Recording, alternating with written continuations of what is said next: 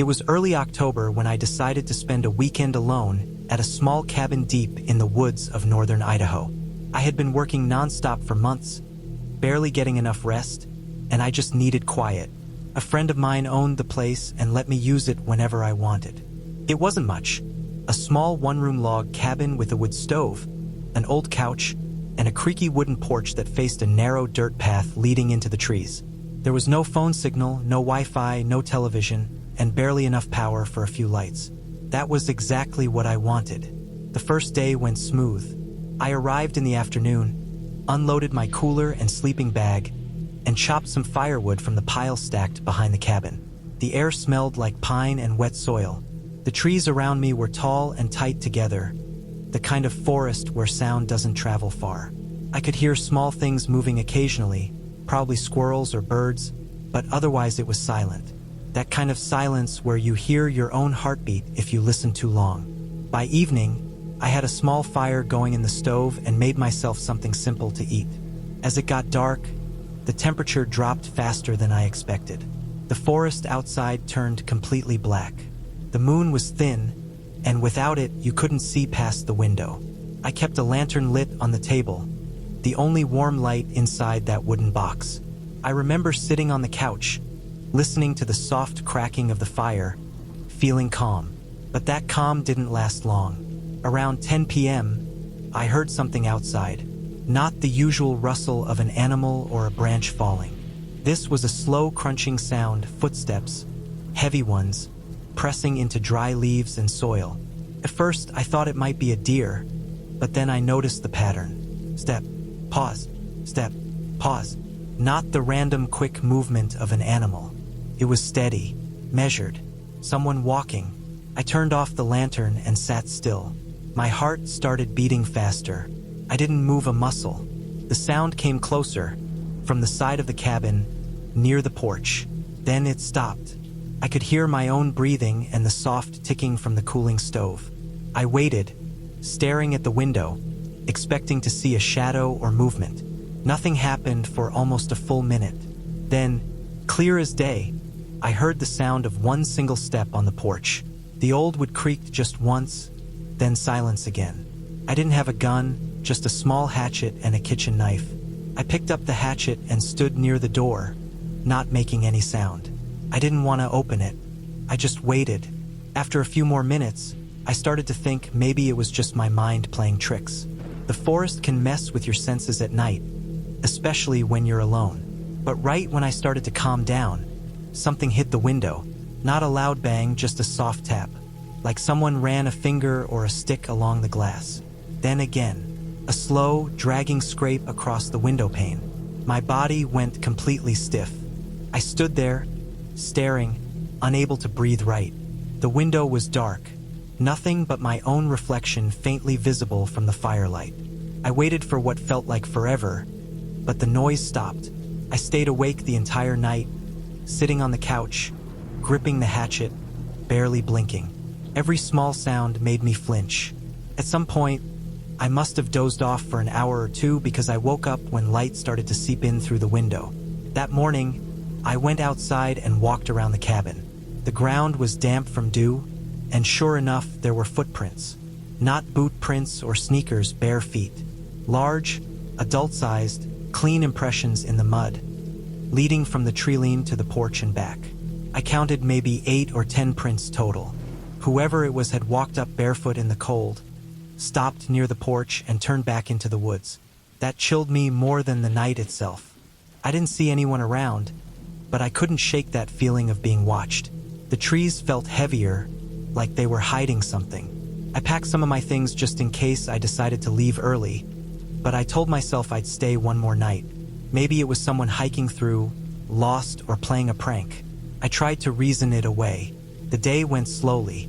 I stayed close to the cabin, split some wood, tried fishing at a small stream nearby, and kept my mind busy. I didn't hear anything strange all day, and by late afternoon, I started to feel a bit foolish about how scared I'd been. The woods can do that. Your brain starts filling in blanks that aren't there. When the second night came, I made sure the door was locked, the windows were latched, and the lantern had enough oil. I placed the hatchet next to the couch again and kept the stove burning strong. I sat there reading an old magazine I'd brought, trying to ignore every sound outside. But again, a few hours after dark, the noises started. This time, it wasn't footsteps first. It was a slow, faint dragging sound along the wall of the cabin, like someone running their hand or something heavy along the outer logs. It started near the back and moved toward the front. I stood up, staring at the wall, my pulse pounding in my ears. Then came that same creak of a step on the porch. I could feel the air shift slightly from the small gaps around the doorframe, like someone standing close to it. I wanted to yell or make noise, but I was too afraid that would trigger something. The dragging noise started again, now along the porch railing, then silence. I couldn't take it anymore, so I turned off the lantern and stood completely still in the dark, listening. For almost 10 minutes, nothing happened. Then, very slowly, I heard something slide across the porch floor. I realized what it was, the doormat being moved. Then, the faint sound of something pressing against the door, testing it. The latch clicked faintly as if someone was pushing from the outside, just enough to feel the resistance. I froze there, staring at the door, ready to swing the hatchet if it came open. But it didn't. The sound stopped, and after a long time, everything went quiet again. When morning came, I went outside again. The doormat was halfway off the porch, and this time there was something else. A piece of string tied around the door handle, leading off into the trees. I followed it carefully, my stomach sinking with every step. The string led maybe 20 feet before snapping off where it had been cut or torn. It didn't make any sense. I couldn't tell if it was a prank or something worse, but it was clear someone had been out there messing with me intentionally. That was enough for me. I packed everything in a hurry, loaded my car, and left that place behind. The entire drive back, I kept looking in the rearview mirror, half expecting to see someone following me down that narrow dirt road. When I finally reached the main highway, I stopped at a gas station and told the clerk that someone might be trespassing near that area, but I didn't give too many details. A week later, my friend who owned the cabin called me. He said he went up there to check things out after I told him what happened. He said the string was still there but tied differently this time, looped tighter around the handle and stretched out toward the woods again. He also found small piles of stones stacked along the porch, like markers. He thought maybe someone was living nearby or watching the place. He ended up putting a small camera near the porch to see what was going on. A few days later, he texted me saying he checked the footage. It showed a man coming out of the woods just before midnight, barefoot, wearing torn pants and no shirt, walking up to the porch. The man would crouch near the door, tie the string, then sit there for a while, motionless, facing the door. Then, after some time, he'd get up and walk back into the trees. That's when I realized that the nights I spent there weren't just in my head. Someone had been waiting outside that cabin, probably listening to me move around, maybe testing how quiet he could be. I don't know what he wanted or how long he'd been doing it before I came. I've never gone back there since, and my friend eventually stopped letting anyone stay there at all. Every once in a while, when I'm trying to sleep, I think about those slow footsteps and that faint scrape against the window. I wonder how long that man stood out there in the dark, listening, waiting, maybe hoping I'd open the door. I spent a week alone in a cabin deep in the woods of northern Washington last year. I had been going through a bad stretch in life, and I just wanted to be away from everyone. I found the place online, an old hunting cabin that looked simple but solid, surrounded by forest on all sides. The nearest town was about 40 minutes away, and the listing said the property had no cell signal. That sounded perfect at the time. The road to the cabin was narrow, uneven, and lined with thick trees that leaned in over the dirt path. It felt like driving into a tunnel. When I finally saw the cabin, it looked smaller than I expected.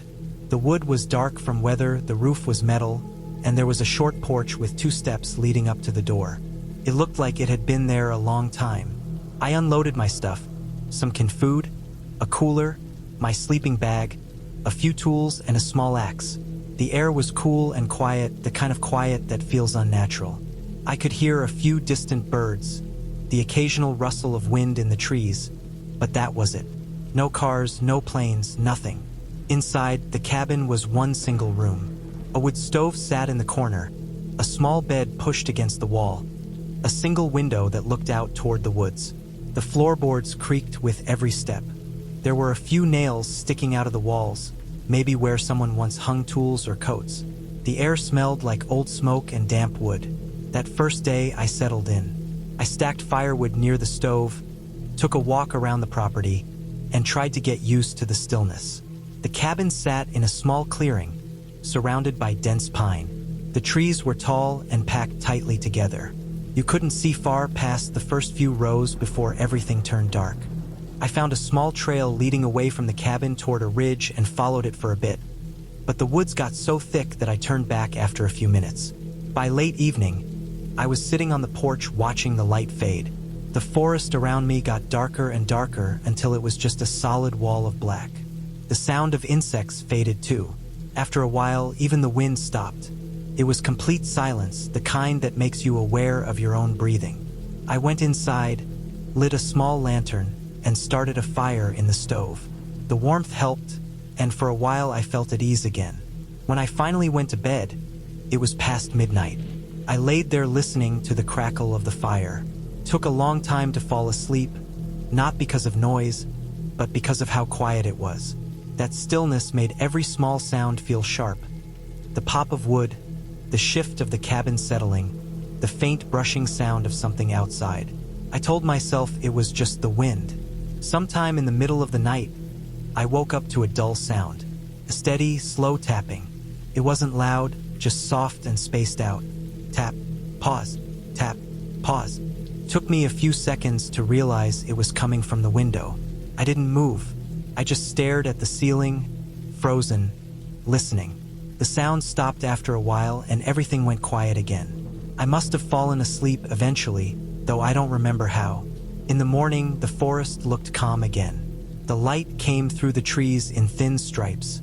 I went outside and looked at the ground near the window, half expecting to find nothing. But there were footprints in the dirt, bare feet. The prints were large, maybe a man's, and they led from the tree line to the side of the cabin, then back into the woods. I just stood there staring at them for a long time. I tried to convince myself it was an old hiker trail, or maybe someone passing through the area. It was public land, after all. Still, I couldn't shake the feeling of being watched. I decided to stay closer to the cabin that day. I chopped wood, read a bit, kept busy.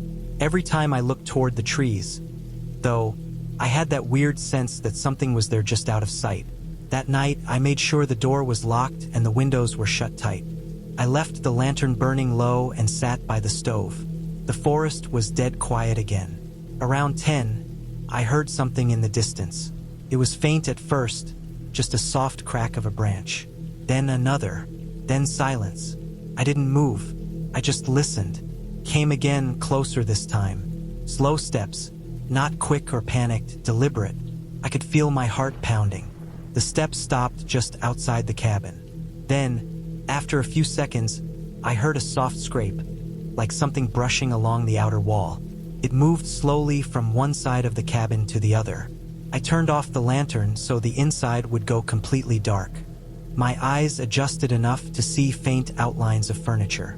I stood there in silence, holding the hatchet I kept by the stove. I could hear faint breathing outside. I told myself maybe it was just an animal, but animals don't move like that. After a while, the sound stopped. The woods went completely silent again. I didn't sleep that night. I sat in the dark until daylight started creeping in. When I stepped outside in the morning, the dirt near the wall was disturbed.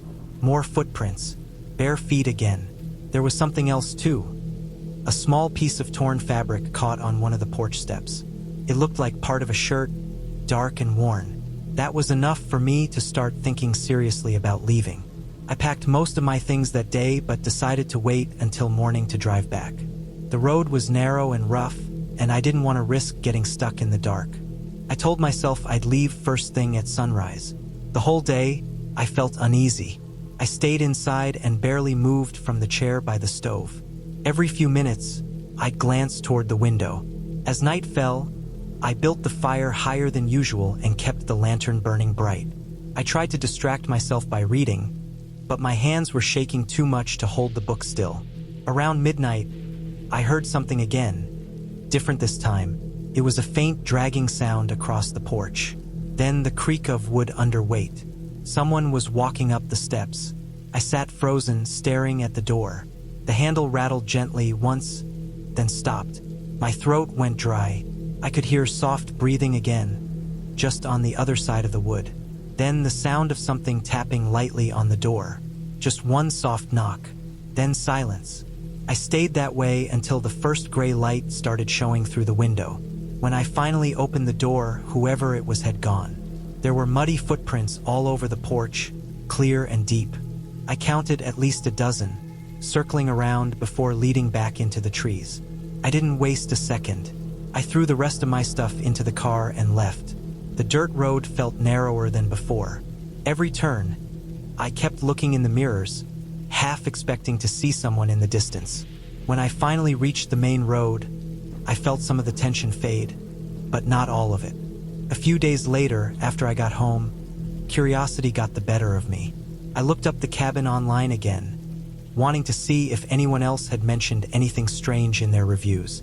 The listing was gone. I searched the name of the owner and the area, but there was nothing. It was like it had been taken down completely. Months later, I was talking with a coworker who grew up near that part of Washington. I mentioned the cabin, described roughly where it was. He said that area used to have a bunch of old hunting cabins that got abandoned years ago because squatters and drifters started living in them. Some people who rented the places reported finding food missing or tools gone. A few even said they woke up to find footprints outside, like someone had been watching. I didn't tell him what happened to me, but that night, lying in bed, I thought about those bare footprints in the mud and the soft tapping on the window. Whoever had been out there wasn't lost or curious. They knew I was inside. They had come right up to the door, circled the cabin, and waited. I don't go on solo trips anymore. I can't even sit outside at night without looking toward the tree line and thinking about those silent steps in the dark. Sometimes, when I wake up suddenly in the middle of the night, I swear I hear that faint sound again. Slow footsteps on wood, pausing just outside the door. I rented a cabin deep in the woods of Montana last November. I'd been feeling burned out and wanted a break from the noise of work and city life. I found it online. An old, simple one-bedroom cabin about 5 miles from the nearest paved road. The listing described it as peaceful and secluded, surrounded by forest, with a small river nearby. That sounded perfect to me. I wasn't looking for anything fancy. I just wanted quiet, maybe some time to hike, read, and rest. The drive up was longer than I expected. The last few miles were nothing but a narrow dirt path with frozen mud and dead leaves scattered across it. The trees grew so close together that sometimes the branches scraped the sides of my car. When I finally pulled into the small clearing where the cabin stood, the sun was already low, and the cold air carried a faint smell of pine and wet earth. The place looked exactly like the pictures, small, old, and silent. There was a woodpile near the porch, a rusted axe leaning against it, and a small creek running not too far behind the cabin. Inside, everything was basic. A single bed, a small table, a wood stove, and a few shelves filled with old dishes and canned food. There was no electricity, no phone service, not even a working clock. Felt like I'd stepped 50 years back in time. I unpacked my things slowly, making sure to check the locks on the door and windows. The wood on the door was worn but solid. There was only one key hanging on a nail near the stove. I lit a small fire and sat there for a while, listening to it crackle. The silence around me was heavy. I hadn't heard a single car or voice since I'd turned off the highway. That first night, I fell asleep easily. The cold air and the sound of the fire made it comfortable. Sometime after midnight, though, I woke up to a sound outside, something faint, like crunching leaves. I lay there still, listening. The sound came again, closer this time. Slow steps, deliberate, moving through the leaves just beyond the wall. I stared at the ceiling, frozen. My mind tried to explain it away, maybe an animal, a deer or a raccoon, but the steps were too heavy for that. They stopped right near the porch, and then there was nothing. Just silence. I didn't move. I didn't breathe. I waited, staring at the dark outline of the window across the room. The sound didn't come back. After what felt like forever, I finally drifted off again, but the rest of the night, I kept waking up to every small creak and pop from the stove. The next morning, the first thing I did was step outside. The air was sharp and cold, and the ground was covered with frost. I looked around the clearing, scanning the dirt and leaves. That's when I saw them, footprints. They were faint but clear enough to see. Boot prints, not animal tracks, leading from the edge of the trees up to the side of the cabin. I followed them slowly. They stopped a few feet from the porch, right below the window near where my bed was inside. There were no tracks leading away. The sight made my stomach tighten. It didn't make sense. The prints couldn't have just disappeared. I looked around again but saw nothing else. No movement, no sound, just trees. I told myself it must have been old tracks, maybe from someone who had stayed there before me, though the thin layer of frost on top of them told me otherwise. I went back inside, locked the door, and tried to shake the thought. The rest of the day passed quietly. I spent some time walking down to the creek, collecting firewood, and trying to enjoy the isolation. Still, I couldn't stop glancing toward the trees every few minutes. The woods felt different after finding those prints. Too quiet, too still. I barely saw any birds, and even the wind seemed to move slower. That night, I decided to keep the fire burning a little brighter. I read for a while by its light, but my eyes kept drifting toward the window. The glass reflected the room, but every time the fire flickered, the reflection seemed to shift like something was moving outside. When I finally blew out the lamp and lay down, I left my flashlight right beside me. It must have been around midnight again when I woke up. This time, the sound was clearer, soft, steady footsteps, coming from the porch. The boards creaked under the weight. My pulse jumped immediately. I lay completely still, staring at the ceiling, listening. The steps stopped right near the door. I could hear faint breathing on the other side. My throat went dry. I wanted to grab the flashlight, but I didn't move. After a few seconds, I heard the doorknob move. Slow, careful, just once. The lock held, then silence again. My heart was hammering in my chest. I didn't dare move until I was sure the sound had stopped completely. When morning came, I opened the door and looked down at the porch. There were muddy prints on the boards, large ones, leading up to the door and stopping there. I followed them off the porch, but they disappeared into the trees again. That same one-way pattern, someone coming in close, standing there, and then gone. At that point, I started feeling something deeper than fear, a kind of awareness that I wasn't just imagining things. Someone was out there, watching. I packed most of my things and left them by the door, ready to go if I had to. I still had 2 days left of my stay, but I already knew I wouldn't make it that long. The day dragged on. I didn't leave the clearing. I stayed near the porch, keeping an eye on the woods, and barely ate anything. Every sound made me jump. A falling branch, the wind pushing through the trees. The sense of being watched was constant. By evening, the temperature dropped fast. I lit the fire again and sat close to it, trying to convince myself I'd just leave in the morning, that I could get through one more night. I checked the lock on the door twice, then pushed a chair against it for extra security. When darkness came, I didn't even try to sleep.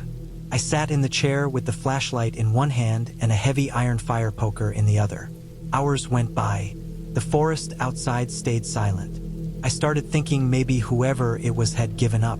Maybe they'd just been passing through. Then, sometime after midnight, I heard it again.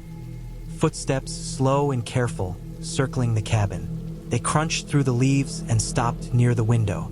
The same one by the bed. I froze completely. The fire had burned low, leaving the room dim. I could see faint movement outside, just the shape of something standing still, inches from the glass. I didn't move, didn't even breathe. My mind was screaming at me to do something, but I couldn't. I just sat there, staring at the shape until it turned and disappeared from the window. A few seconds later, the sound moved to the porch again. The boards creaked. The doorknob turned twice this time, harder, as if testing it. The chair rattled slightly against the wood. Then nothing. Just silence and the sound of my pulse pounding in my ears. I sat there until the first light started to show through the window. As soon as I saw it, I grabbed my bag, threw it in the car, and left without even checking the rest of the cabin. My hands were shaking so badly I almost dropped the keys. The road felt endless, the forest pressing in on both sides. I didn't stop until I reached the main highway. When I finally had cell service again, I called the property owner to tell them what happened. They said no one else should have been out there.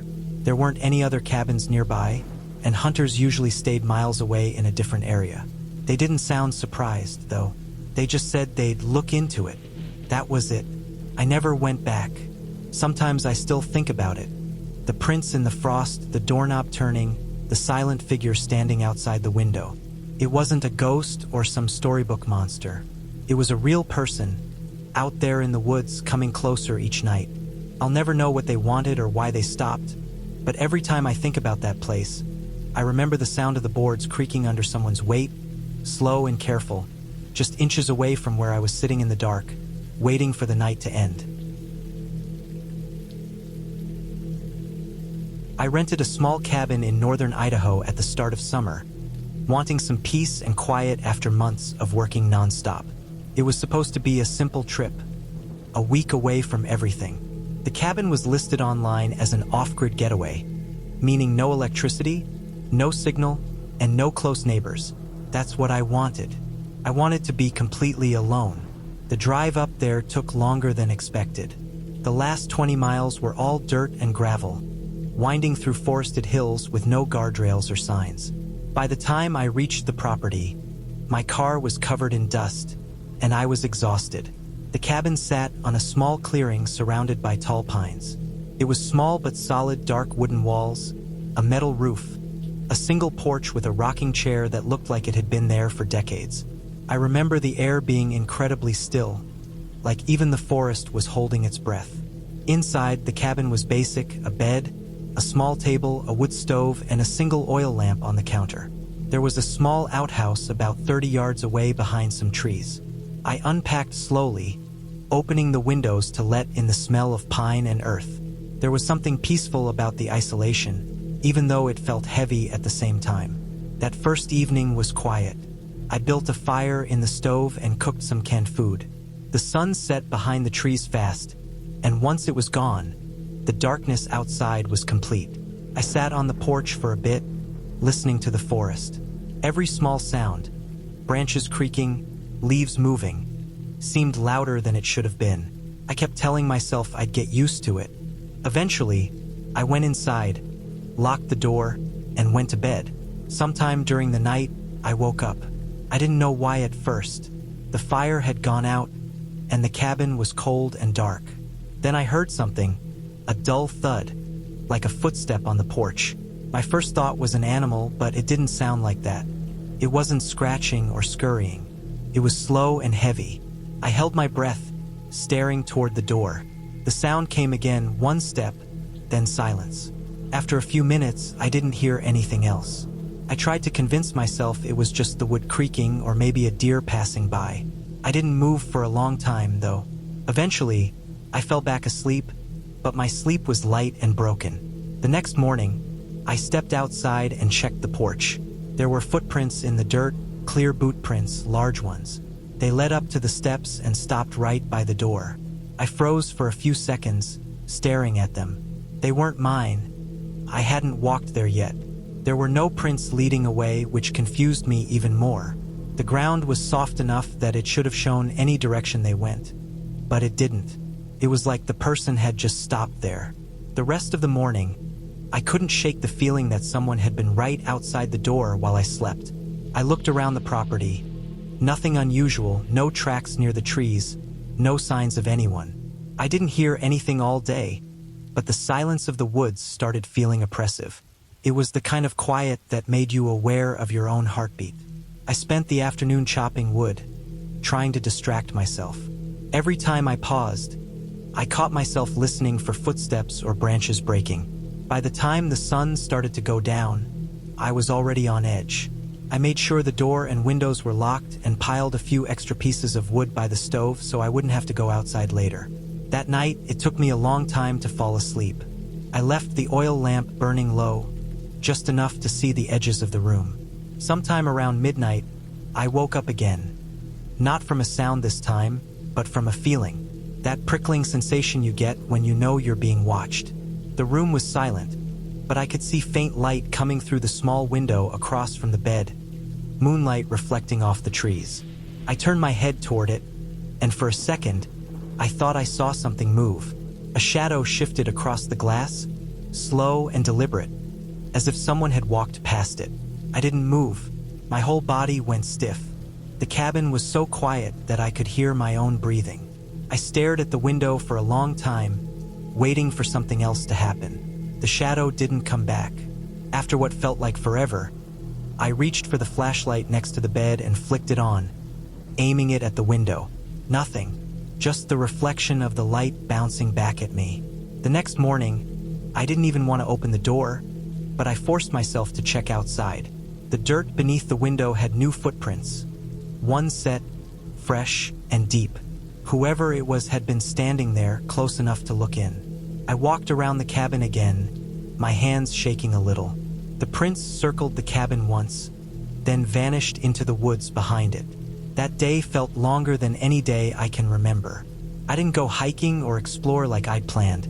I stayed inside, keeping the fire going, pretending to read but really just listening for any sound. Around midday, I thought I heard something faint in the distance. Maybe the sound of an engine or a crack of wood, but it faded before I could be sure. By late afternoon, I had made up my mind to leave in the morning. I didn't care about the rest of my rental period. I packed most of my things and left them near the door, ready to go at first light. As it got dark, I double-checked the locks again and even pushed the small table against the door. I stayed awake longer than usual, sitting in the chair by the stove, watching the shadows move on the walls from the firelight. It was close to midnight when I heard it again. Footsteps, coming from the trees this time. Slow, steady steps crunching through leaves. They stopped near the back of the cabin. My stomach turned to ice. I grabbed the flashlight but didn't turn it on. The sound started again, circling the cabin. The steps reached the porch, and then there was a faint creak from the boards. Whoever it was, they were right outside again. The sound stopped near the door. I could hear faint breathing. I sat completely still, gripping the flashlight so hard my hand hurt. After what felt like an eternity, the breathing faded. The boards creaked once more, then silence. I didn't sleep at all that night. I waited for the light to come, not moving, barely breathing. When the sun finally rose, I went outside immediately. The prints were everywhere, around the cabin, along the porch, even behind the outhouse. They were fresh, pressed deep into the dirt. Whoever had been there had stayed close all night. I followed the tracks a little way into the trees before I stopped. About 50 yards out, I found a small clearing with a pile of old camping gear. A tarp, some cans, and what looked like a torn sleeping bag. It had clearly been used recently. Someone had been living out there, close enough to watch the cabin whenever they wanted.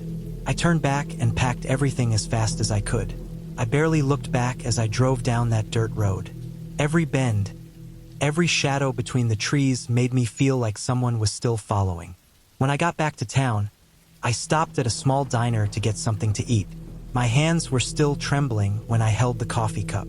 I kept replaying the sound of the footsteps in my head, over and over.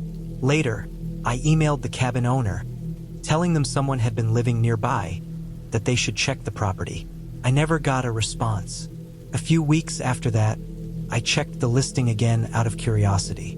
It was still up, same pictures, same description. I don't know who was out there that week. Maybe a squatter, maybe someone avoiding people altogether. But I do know this. That cabin wasn't as empty as it looked.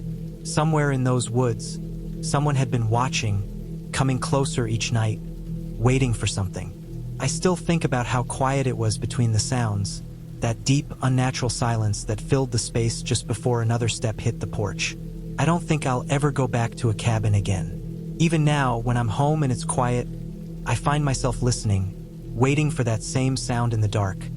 One slow step, right outside the door. I rented a small cabin deep in the mountains last fall, a few miles outside a small town I had never been to before. I wanted to take a break from work and the noise of the city. The cabin was old but clean, sitting in a clearing surrounded by thick pine trees. The nearest neighbor was about 2 miles away, according to the owner. There was no phone signal and no Wi-Fi, just a landline that apparently hadn't worked in years. That kind of silence felt strange at first, but I told myself it would be good for me. The drive up there had already made me uneasy. The road turned into a narrow dirt path for the last few miles, full of rocks and holes, barely wide enough for one car. The forest on both sides grew so dense that I couldn't see more than a few feet into it. I remember thinking if my car broke down out there, I'd be completely on my own. Still, when I reached the cabin, it looked peaceful. It was small, made of dark, weathered wood, with a porch that faced a slope going down into the trees. The air smelled like pine and damp earth, and the only sound was the wind brushing through the branches. Inside, everything was basic: a small kitchen, a single bed, a wood stove, and an old oil lamp on the counter. The floors creaked when I walked. I unpacked my things, set up some food I'd brought, and stacked the firewood next to the stove. I checked the locks, which were old but working, and opened one of the small windows to let in fresh air. The sound of the woods was peaceful in a lonely way. Just wind, birds, and the occasional rustling from animals moving through the brush. That first evening, I walked a little way down the slope behind the cabin. The ground was soft with fallen needles, and I could see animal tracks in the dirt. Deer, maybe raccoon. It was colder than I expected, even though it was only October. When I turned back toward the cabin, the view looked strange for a second. The windows reflected the fading light, and for a brief moment, it felt like I was being watched from inside. I shook it off as my mind playing tricks on me. I made dinner, lit the stove, and sat reading for a while before bed. Around midnight, I woke up to a noise outside. It was faint, like something brushing against the porch. I lay still, listening. Then it came again, slow, dragging sounds, like footsteps on the wooden boards. The wind had stopped completely, and the night was dead quiet except for that sound. My chest tightened. I stared at the ceiling and tried to convince myself it was an animal. A raccoon, maybe. The cabin was surrounded by woods. Of course there'd be animals around. After a few minutes, it stopped. I didn't move for a long time, just waited until I eventually drifted back to sleep. The next morning, I checked the porch. There were muddy prints on the boards. Not paw prints, but boot prints. The shape was clear, heavy, and deep enough to know someone had been standing there. They led up to the door but didn't go back down the steps. I looked around the clearing, my stomach tightening. The grass and dirt were disturbed near the edge of the trees, as if someone had walked around there for a while. I didn't see anyone, though. The realization that someone had come up to the cabin in the middle of the night without knocking or saying anything made me feel sick. I walked around the cabin, checking the windows. Everything was shut, the locks still in place. I couldn't figure out why someone would walk all the way up there in the dark. There were no nearby cabins, no roads visible from the porch. It made no sense. I tried to calm myself by thinking maybe it was the property owner checking on something, though that didn't explain the timing. I stayed close to the cabin that day, chopping a bit of wood and cooking some food, trying to keep busy.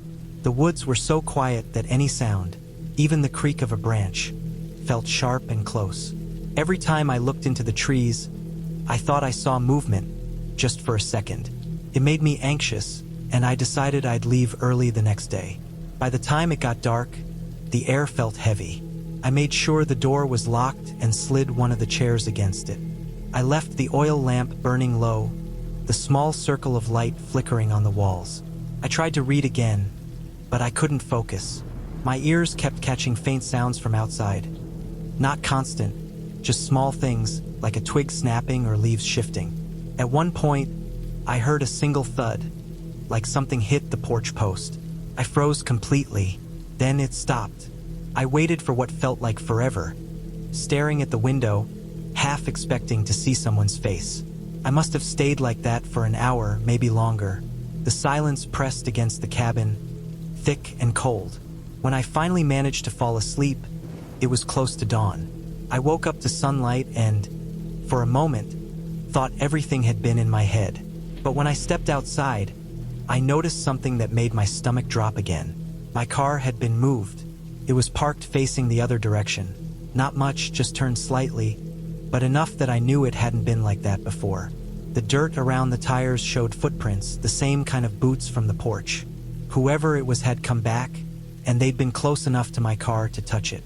I felt exposed standing there in the open. I kept glancing toward the tree line, but it was still. I threw my things into the car and got ready to leave as fast as I could. My hands were shaking when I started the engine. I didn't even bother checking inside the trunk. I just wanted to be out of there. The road down was rougher than I remembered. My tires slid on the loose gravel a few times, and every curve felt like it went on too long. When I finally reached the paved highway, I stopped at a small gas station to breathe. My heart was still racing, and I realized I hadn't really eaten in nearly a day. Inside the station, I asked the clerk if anyone lived near the end of that mountain road, mentioning the name of the cabin area.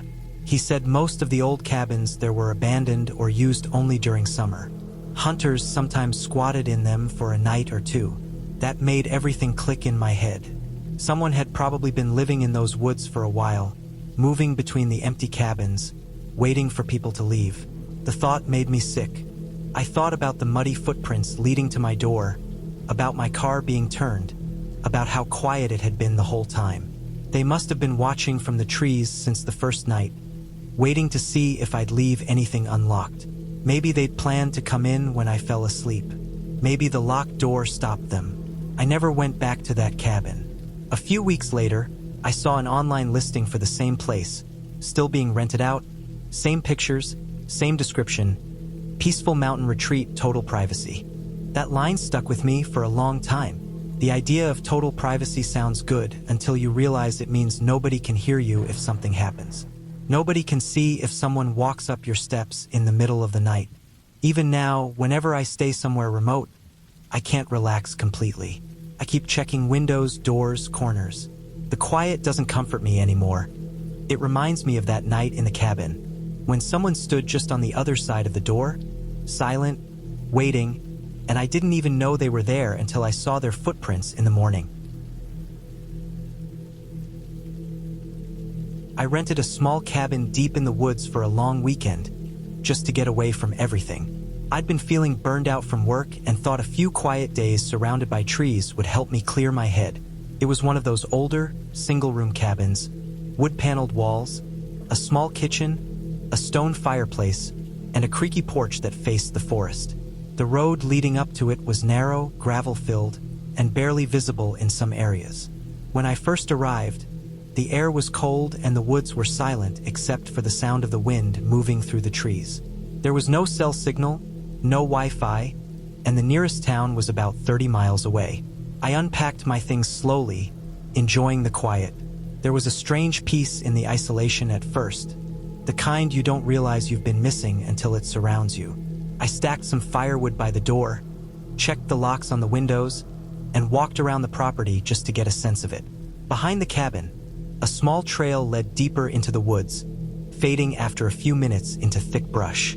The trees were so close together in some places that almost no sunlight came through. The air had that sharp, earthy smell of wet soil and pine. The first night was uneventful. I lit a fire, cooked a can of soup on the small stove, and read until I got tired. But I remember how dark it got. There was no moon, no sound of cars or people, just total blackness outside the windows. I slept, but I woke up a few times because of noises. Not loud ones, just small thuds like something brushing against the cabin. I told myself it was the wind or maybe small animals. The walls creaked and popped in the cold, and eventually I drifted off again. The next morning, I walked down the trail behind the cabin. It was colder than before, and there was a thin mist hanging in the air. I noticed footprints in the dirt, not mine. They were older, partly washed away, but I could still make them out. The size looked about right for boots, not animal prints. I assumed maybe someone had been hunting or hiking out there before I arrived. Still, it felt strange. I didn't see anyone else on the way in, and I hadn't noticed another vehicle nearby. I spent most of that day inside because the wind picked up and the weather turned. It started raining in the afternoon. Heavy, steady rain that made a constant low sound on the roof. The temperature dropped, and by evening the forest was wrapped in fog. I made a small fire and tried to ignore the uneasy feeling that had been creeping in since I'd seen those footprints. Something about being alone like that, with no phone signal and nothing but miles of forest around, made every noise sound bigger than it was. That night I couldn't sleep. Around midnight, I heard something again, heavier this time. It wasn't the wind. It was slow, deliberate movement outside, on the wooden porch. The boards creaked under weight.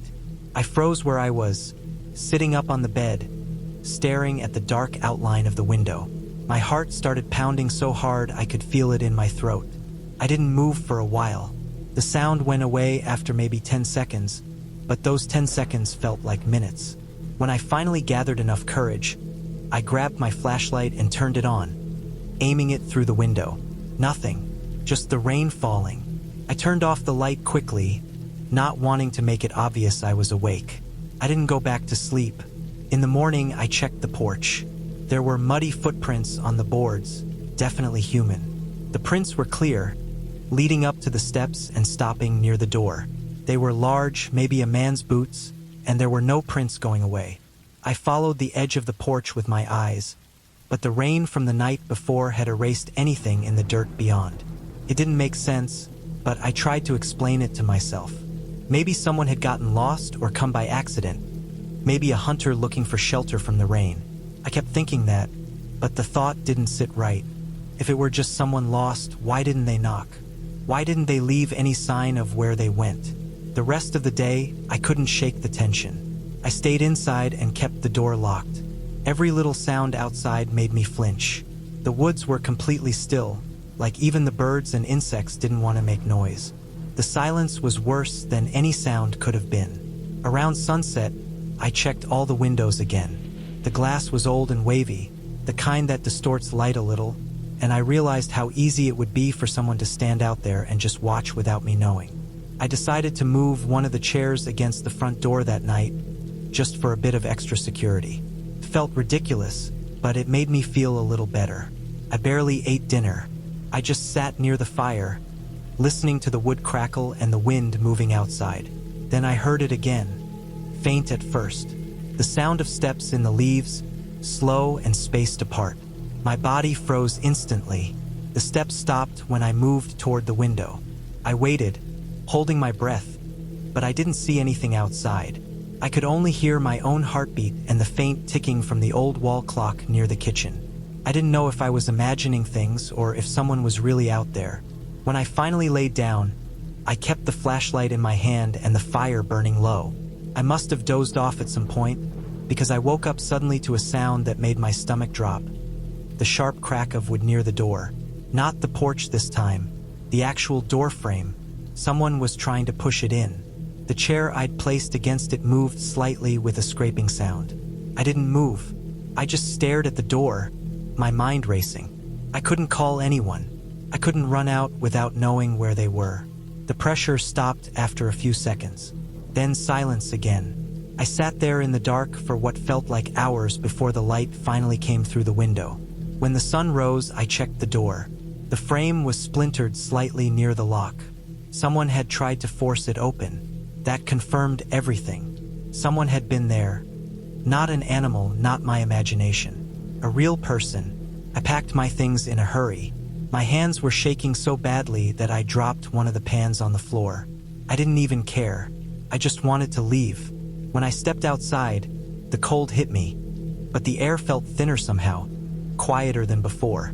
I looked around the clearing before getting into my car. There were footprints again in the wet dirt, leading from the tree line to the porch, the same size as before. The drive back down the gravel road felt endless. Every turn, every stretch of trees made me feel like something was still watching from behind. When I finally reached the paved road, I pulled over for a moment just to breathe. My whole body was tense. I called the property owner later that day, after I'd made it back into town and got a signal. I told them someone had been on the property during the night, that the door had been damaged. The owner sounded surprised but said it wasn't the first time something like that had happened. Apparently, people had been sneaking into empty cabins in that area for a while. Squatters or people living off-grid who wandered through the woods looking for shelter. That explained it, but it didn't make me feel any better. Knowing that someone had been standing just outside the door in the middle of the night, watching, waiting, that feeling stuck with me. I kept thinking about how quiet it had been, how whoever it was didn't make a sound until they tried the door. They must have been standing there for a long time before that, just listening. I never went back to that cabin. I couldn't even bring myself to drive through that area again. The image of those muddy footprints leading up to the door stayed burned into my memory. No faces, no names, just the heavy, silent presence of someone who had come in the night, uninvited, and might have kept coming if the lock had given way. I rented a small cabin deep in the woods of northern Minnesota one summer. It was something I had wanted to do for years, just disappear for a while, no phone, no noise, no people. I worked in a loud, crowded environment, and I was sick of hearing voices and traffic all the time.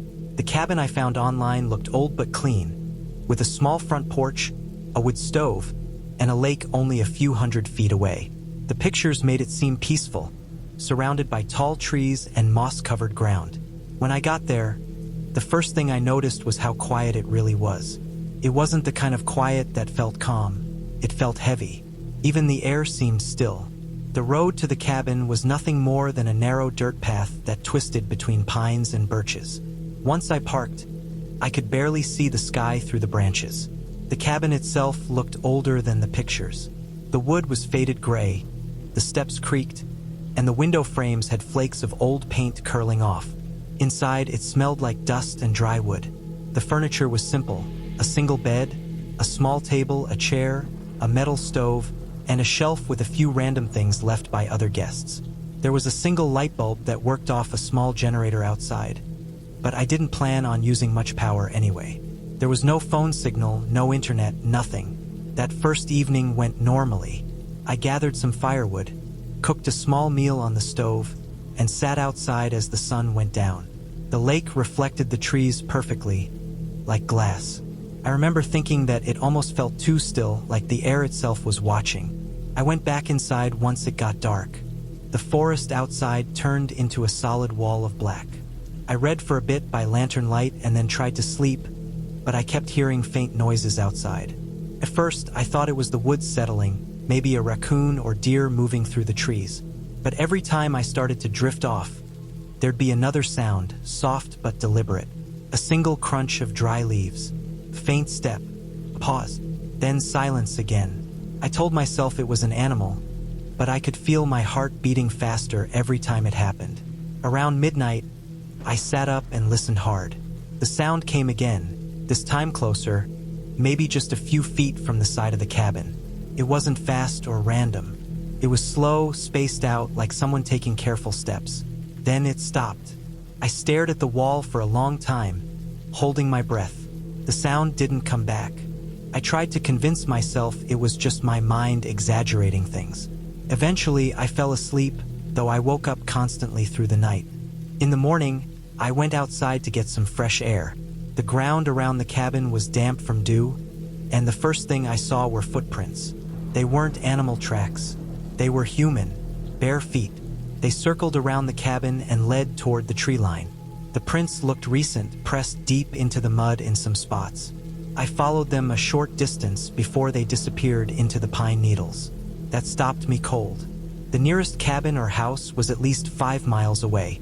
There was no reason for anyone to be out there barefoot in the middle of the night. I went back inside and locked the door, even though it felt silly. The day passed slowly.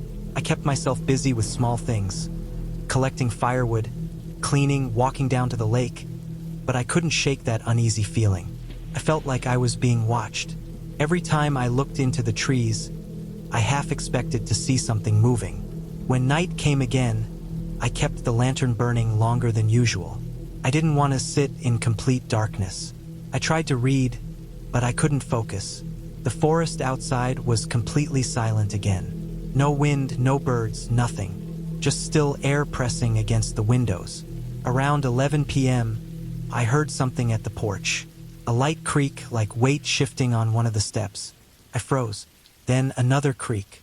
I turned the lantern down until the flame barely glowed and listened. The sound moved slowly across the porch boards, pausing every few seconds. I didn't want to move, but I couldn't just sit there either. I grabbed the flashlight and the small hatchet I had brought for firewood. I stood near the door and waited. The noise stopped completely. For a while, all I could hear was my own breathing and the faint ticking of the lantern.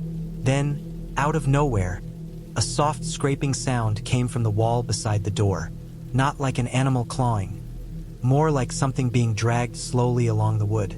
I turned off the lantern and stood there in the dark, barely breathing.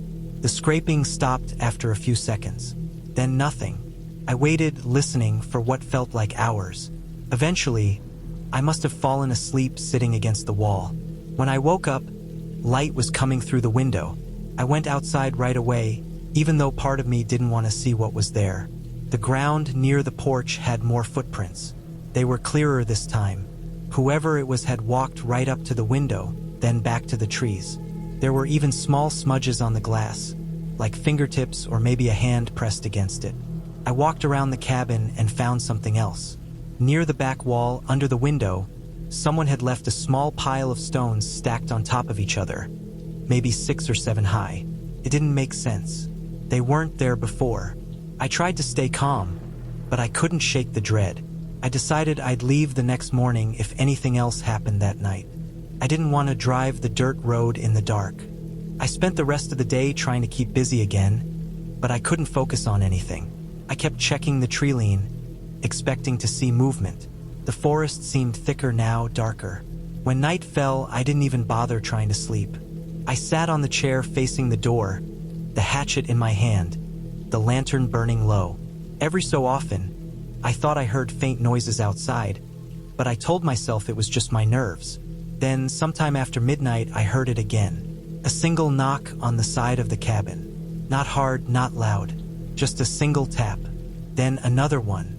I turned the lantern down until the light almost disappeared. My hands were sweating. The knocking moved, first from one wall, then another. Not fast, but slow, spaced out. It was as if someone was circling the cabin, tapping every few feet. Then silence. For a few seconds, I thought it was over. But then, there was a soft scraping sound near the back window. I didn't move. I just stared at the wall. I could hear faint breathing outside now. I'm not sure if it was real or my mind playing tricks, but I swear I could hear it. Steady, controlled, right on the other side of that thin wooden wall. After a long time, the sound stopped. I sat there until daylight started coming through the window. When I finally opened the door, I found fresh prints again.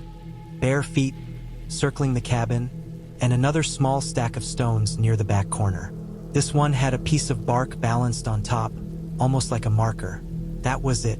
I packed my stuff in under 10 minutes and left. I didn't care about the rental fee. I didn't care about the rest of my supplies. I drove down that dirt road as fast as my car would handle it. When I reached town, I stopped at a small store to get gas. While I was filling up, I looked down and saw mud on my car door. Smears that hadn't been there when I packed. It looked like handprints. One near the handle, one on the rear of the car. Whoever had been outside that cabin must have touched it at some point during the night. I never went back, and I never told the owner what happened. I didn't even want to think about it again. But sometimes, when I see a cabin picture online or hear someone talk about staying out in the woods alone, I remember those footprints in the dirt. I still don't know who it was or what they wanted. Maybe it was someone living out there in the woods, watching cabins and waiting for people to come and go. Maybe they were just curious. Or maybe they had been there long before I arrived, walking barefoot through the forest, waiting for the next person who thought they were alone. I haven't been able to spend a night in the woods since then. Even now, when I'm home, sometimes I wake up at night and think I hear something. Just a soft knock, somewhere outside the walls, like it's followed me back.